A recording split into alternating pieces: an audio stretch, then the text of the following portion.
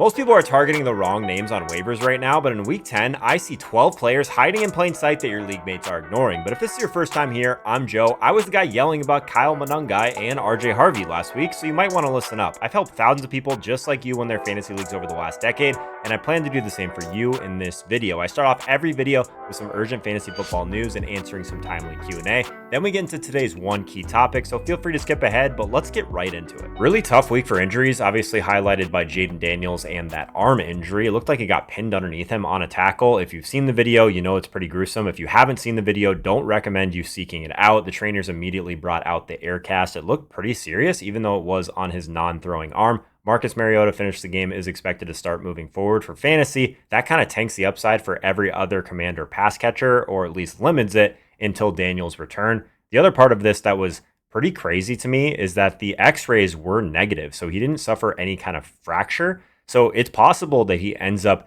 not being, this ends up not being a season-ending injury for him. So we'll be keeping an eye on Jaden Daniels, wishing him the best in that recovery. Tucker Kraft suffered a torn ACL, just absolutely devastating for really the Packers' best player at times this year. So you hate to see that carted off after that collision. He was actually blocking when this happened, and Matt LaFleur said that it doesn't look good right away after the game. Kraft was having a pretty breakout season in general, leading the team in catches, yards, touchdowns. If he's done for the year, Jordan Love loses his top weapon. You hate to see it. Sam Darnold on the positive side, and I guess the negative side as well. I was dead wrong on Sam Darnold in this passing game. I thought that the pressure was going to get to him. Their offensive line was not very good going into the season, but he's been incredible. He threw 4 touchdowns before halftime, started the game 16 for 16 in that blowout win over Washington. It was pretty funny. He didn't even realize that he was perfect until someone told him. He was joking later that he jinxed it, but finished with 330 yards, 4 touchdowns, a near perfect QBR rating, the best of his career, actually. So his MVP odds are kind of climbing a little bit, and if he keeps this up, Seattle's receivers are just fantasy cheat codes the rest of the way. So Sam Darnold, shout out to him. I was definitely dead wrong on his fit in Seattle, and you love to see him having some success. And then obviously Jackson Smith and Jigba continues to go completely crazy. Puka Nacua, scheduled to have a scan for that rib injury, just can't catch a break. It does seem like they are optimistic that it won't be anything too serious, but we're keeping an eye on the rib injury for Puka Nacua, who just can't stay healthy the last few weeks here. Cam Little sets an NFL record with a 68-yard field goal. Pretty crazy. If you haven't seen the video, definitely check it out. I will say that he did also hit a 70-yarder in the preseason, so this wasn't a huge surprise, but it was a new NFL record, so shout out to Cam Little. Pretty cool. Kayshon Boutte, day-to-day with that hamstring injury. It was definitely not what we would like to see for a guy like this. He has been scoring a ton of touchdowns. In general, though, Douglas just went completely crazy in this game. So it was nice to see him kind of break out, and we'll see if Kayshon Boutte can get back on the field sooner rather than later. And we're looking at the Browns. Cedric Tillman has been back from the IR, so that's good news. Also, Judkins was out there practicing. He's battling through a shoulder injury, so we'll see if these guys can get back for the Browns. Would be a big lift to their offense in general. Cedric Tillman's already had a few great weeks so far this year, so it'd be nice to see him kind of jumpstart that offense that desperately needs a spark.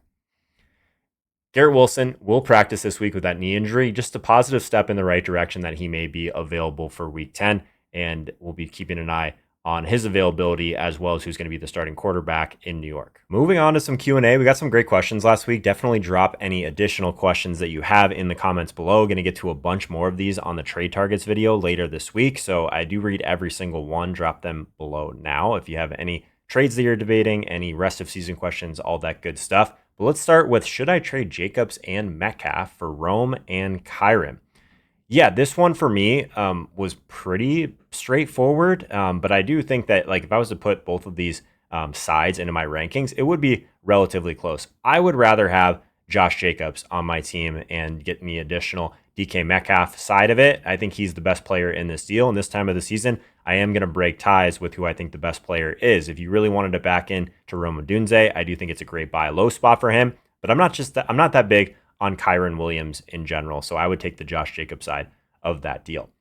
Would you trade Bijan for Bucky Irving and T. Higgins? I would not. This is not the time of the year where I'm going to be giving up a guy like Bijan Robinson unless I'm getting a significant upgrade at multiple starting positions and keyword and if I'm a team that really needs to get wins quickly. If you're a team that still has a winning record and you're most likely going to be making your fantasy playoffs, I'm not in the business of trading away studs like Bijan Robinson. This one for me, still, I'm going to side with the first side with Bijan. But though I do like Bucky Irving, he is a guy that I'm actively trying to acquire. Traded DeAndre Swift, Vidal, and Travis Hunter to get Jeanty and Jacoby Myers. Thoughts? Yeah, I think this one's kind of interesting. I would prefer the first side of this one. I guess it depends on where you value DeAndre Swift and Travis Hunter, I guess, rest of season. So I think that the best player in this deal is arguably Ashton Jeanty, but this one does feel like a haul for those three players, and it depends on what you think of Amari and Hampton as well. So I could see both sides of this. The best player in the deal, Ashton Jeanty. I'm not really big on Jacoby Myers. We'll see if he ends up getting traded. But yeah, I think I still would prefer the side with Swift, Vidal, and Hunter as of now. Would I wait on Trey Benson over Tyler Algier? So basically looking at Trey Benson versus Tyler Algier, yeah, I still would rather have Trey Benson. I think when he gets back from the IR, he's going to have a pretty big role in this offense. Tyler Algier, still a guy that you probably need an injury for him to fully hit his ceiling. Would you trade Josh Jacobs for Garrett Wilson, full PPR? I would not. Again, Josh Jacobs is another guy that we talked about last week as someone that rest of season I'm actively trying to trade for. Garrett Wilson, just I guess attaching myself to this Jets offense isn't something that I'm super interested in. So I would prefer the Jacobs side personally. Achane and Pittman for Egbuka and Rome. Current running backs ETN, Walker, and wide receiver are TK and Tet. I would probably do this deal. I am a big Emeka Egbuka fan. Rome Odunze, again, I think he's a decent buy after what we just saw.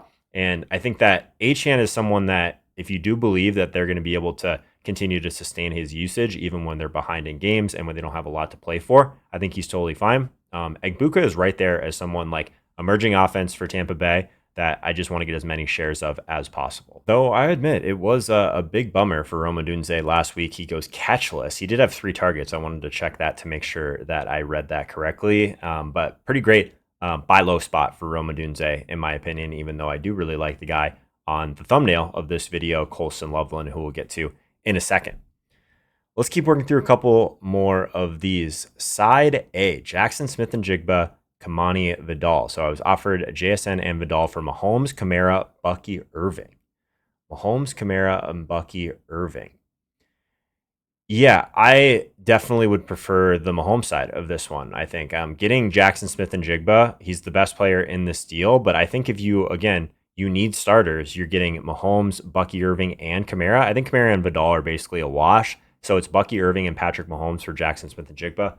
Oh, this one's so hard because I think in general, the total value of Bucky Irving and Mahomes would surpass Jackson Smith-Njigba for me. No, I can't do it. I'm changing my mind on the fly. I would prefer the best player in this deal, Jackson Smith-Njigba, unless it's a super flex where you need 2 quarterbacks, and then I think Patrick Mahomes side wins for me. So yeah, JSN. I'm allowed to change my mind, right? Is that against the rules? All right, CMC and Marvin Harrison Jr. for Jalen Warren. Oh, and Jalen Warren for Bijan Robinson, Quinshon Judkins. Yeah, I think it would be the Christian McCaffrey side for me. Essentially, even if we just washed out McCaffrey and Bijan, it's Marvin and Jalen Warren for Quinshon Judkins, and I think I would rather have the depth of Marv and Jalen Warren personally. Should I trade Tyrone Tracy for Zay Flowers? I would prefer Zay Flowers. I imagine this came through before we saw all the usage, I guess more usage than we were expecting to go to Singletary, though, in that backfield for the Giants. So Tyrone Tracy versus Zay Flowers, definitely Zay Flowers for me. Kyron for Bucky. This one's very close. Kyron, I do have slightly ahead of my rest of season rankings, but I'd be willing to. I think that if you are going to be going for the Bucky side, you might just want to get a small piece in addition to that could upgrade your team. I think you're losing a little bit of value, but if Bucky is the guy that you want, I definitely wouldn't stop you from doing that. I traded Kamara and Jacobs for CMC. Yeah, I love that for you. I think that just getting CMC this time of the year is a huge win. I'm not placing a ton of value on someone like Alvin Kamara, Even though I love Josh Jacobs, I think you guess at this point, these 2-for-1 deals, I think, are a slam dunk for winning teams. And I assume that's where you're at with those players. Today's one key topic, 12 players you'll regret leaving on your waiver wire in week 10. Obviously, we have Colston Loveland here on the thumbnail. Normally, I stick to running backs and wide receivers on this video. However, quickly, let's talk about Colston Loveland. I tried to warn you guys last week. Colston Loveland has officially arrived. The Bears' 10th overall pick ran a route on nearly every Caleb Williams drop back, broke a tackle for that 58-yard game-winning touchdown. So I'm very bullish, and if he's on waivers, I'm grabbing him, and I'm probably starting him against the Giants this coming week. And quickly, let's touch on Marcus Mariota. Somehow it's being reported again that Jaden Daniels didn't suffer a fracture on that injury. Looked pretty gruesome, so we'll see. But I guess there's a chance that it's not a season-ending injury. It is not on his throwing arm as well. But regardless, Marcus Mariota is obviously a priority add if you're in quarterback hell. He's someone that can give you a lot of the same things that Jaden Daniels can, just not that elite level, basically. He can give you some of those short to intermediate, high percentage throws, high completion rate stuff, kind of what this offense really wants to do with getting the ball in guys like Deebo Samuel's hands, that sort of thing. And also is going to give you the rushing ability to, I think, make him like a serviceable replacement short term for your team. If you need a quarterback, I think he's a great target. Let's talk about a running back, though. And we've talked about him a couple times now. Harvey, he's available in 32.4% of leagues. Again, he's not available everywhere, but if he is out there, I think the elite per touch output that he's been giving us is definitely someone that I would be targeting pretty heavily in waivers. We've talked about him a few weeks in a row. Just want to make sure that if he is out there, you can go grab him. Top 5 in fantasy points per opportunity this year. He's basically been turning limited touches into real points quickly. The touchdowns have been coming in bunches as well. 4 touchdowns across weeks 8 and 9. So he has that spike week profile, even on modest usage. If he starts to see more usage, this is the type of player that could be a league winner for your team down the stretch. So love Harvey, prioritizing trying to get him on every roster as I can. Denver keeps winning these close games, and I think that the more that we get these like high leverage touches for a team that's going to continue to score points is definitely really nice. But also he's one of the best insurance options you could have, and just a great stash in general. Dobbins has missed time in every game of his career, so if that happens to happen, he might be a league winner. Going to touch on Kyle Monangai quickly. He's probably not in your waiver wire after week 8, or after week 9, rather. He did take over the backfield in week 9, though. 26 of 31 running back rushes for 176 yards, plus 3 for 22 receiving, leading back volume while Swift sat. So he's been basically controlling everything at the goal line, nearly scored twice in this game. Really just the trust that we saw here was something that we needed to see. So I think we're building here a little bit even before a true breakout. And we got proof that he can get some tough yards and he can still have some explosive pops along the way as well. So even if it was like a 1-week fill-in, I do think that getting him on your team is something that you might, or you definitely wouldn't regret down the road. Kareem Hunt. So led this backfield with Pacheco missing. Also, he's always going to be a guy that could be scoring touchdowns, basically. For a team that's going to score a lot of touchdowns, anytime they get in close, they do tend to give him the ball a ton in those short yardage situations. They're calling it the Hunt Bunt, which is kind of interesting. It's actually been more efficient than the Tush Push, which is really, I thought, an interesting stat that someone mentioned. Really gets that short yardage hammer. You get that bankable TD equity for a team like the Chiefs and the offense that's just going to continue to feed running back touchdowns. So if you can separate a little bit, and you can basically deal with the lack of efficiency that you're going to get for some of those big plays, he is kind of a nice filler that you can add in a pinch on your flex. Let's talk about Terrell Jennings. He's available in 94.8% of leagues. That week 9 role, and the touches spiked when Stevenson sat. So 12 touches on 17 snaps. He handled the ball on over 2/3 of his plays, then salted the game away in crunch time. So he had 11 carries, 35 yards, and a TD plus 1 catch. So immediate usage and a really close game, honestly. So the Patriots beat Atlanta 24-23.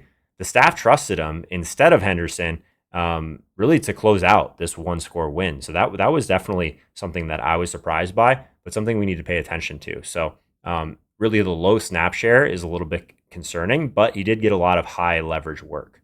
So only 17 snaps versus 51 for Travion Henderson, but he got multiple red zone carries and punched in his first career TD.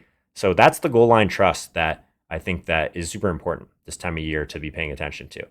The coach definitely has signaled to like ongoing opportunity for him, the team, I think in general, wants to use both Henderson and Jennings when Stevenson is out.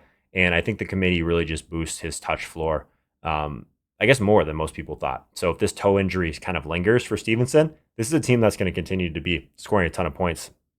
And I think Terrell Jennings is as good of an ad as a lot of these guys on this list today.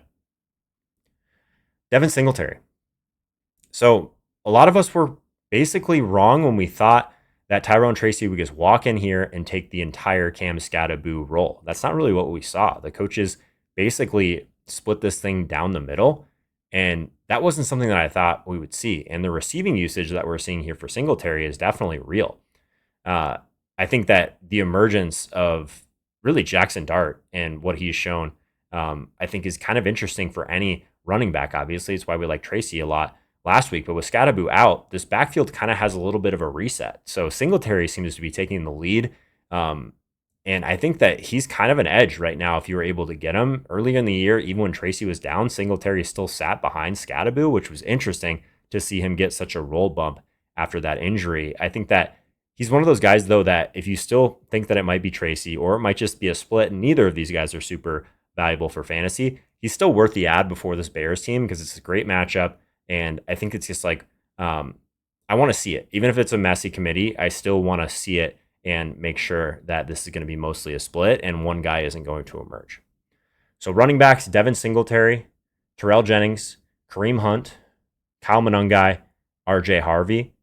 At least one of those guys should be on your waiver wire.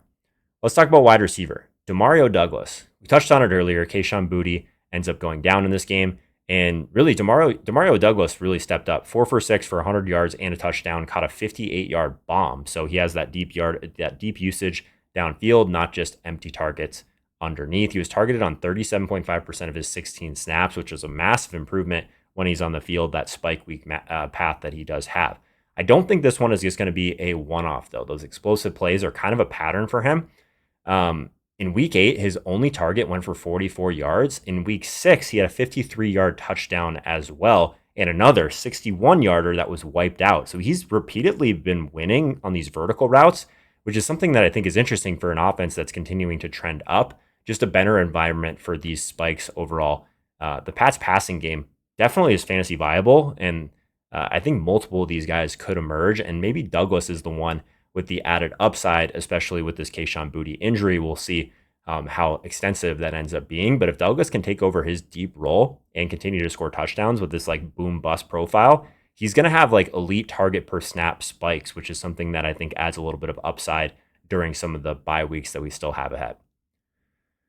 Parker Washington.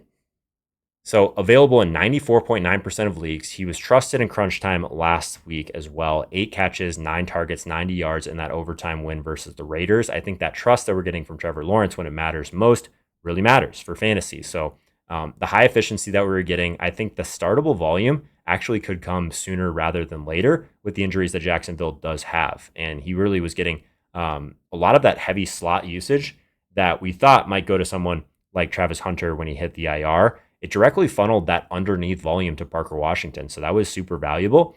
And we'll see what happens with De'Ami Brown and that shoulder injury. But the usage was kind of building all along for Parker Washington. I think the volume could end up being sticky here. And the additional targets that he's going to get underneath, still very, very valuable in PPR, even if he's not going to get a ton of those downfield looks. I think that he's someone that could be a solid flex play for you in a pinch. Cedric Tillman coming off the IR.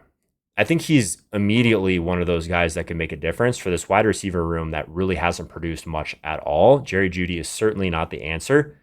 Tillman, though, after missing weeks 5 through 9, he gets kind of a nice little reset here after that hamstring injury, and the roles are probably going to reshuffle a little bit out of the bye anyways. Cleveland's drop games, they just need a spark. So the early season signal that we got, weeks 1 and 2, we had a touchdown in both games, and I think the team is already kind of designing like a red zone package for him, and he just ended up getting hurt before he fully realized that. So the quarterback context here obviously isn't great. Dylan Gabriel hasn't been very good.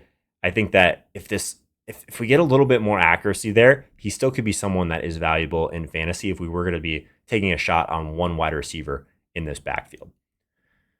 Josh Downs probably shouldn't be on your waiver wire, but he is available in 41.4% of leagues right now. The usage has been red hot. I think he's startable right away. 3 straight games with the TD, season high 9 targets in week 9. So the role is expanding really when it matters most.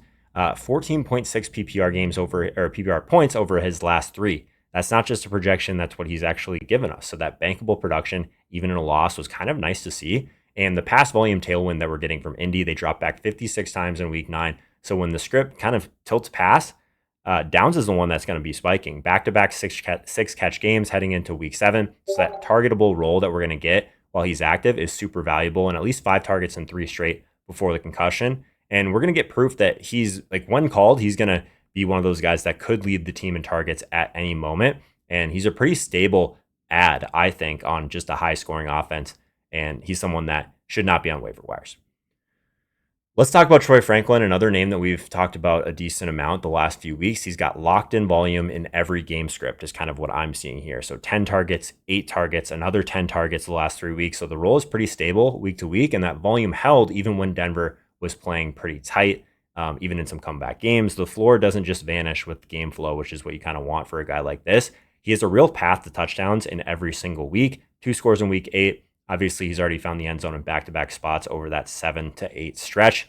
So the usable upside that you're going to get, not just empty routes from someone like that, is solid, and the ceiling's already flashed. So he's won versus heavy zone teams and heavy man teams, and both of those touchdowns came in different ways, which is nice to see as well.